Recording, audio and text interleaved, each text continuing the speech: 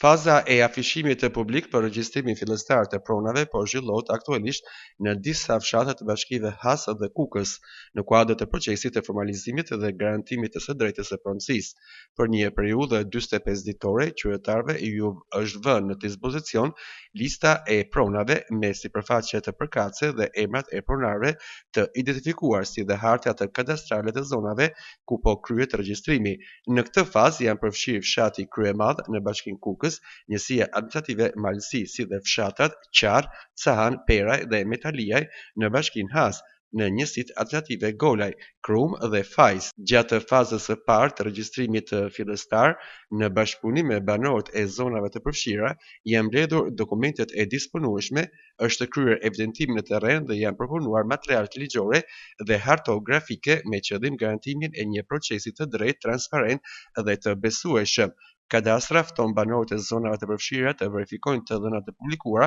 dhe për çdo paqartësi, pretendim apo kërkesë për saktësim të paraqesin kërkesë me shkrim pranë zyrave ku është kryer afishimi publik ose pranë drejtorisë vendore të Agjencisë Shtetërore të Kadastrës Kukës. Pas përfundimit të regjistrimit fillestar, qytetarët do të kenë mundësi të regjistrojnë pronën dhe të pajisen me dokumentacion përkatës përmes portalit zyrtar e-Albania.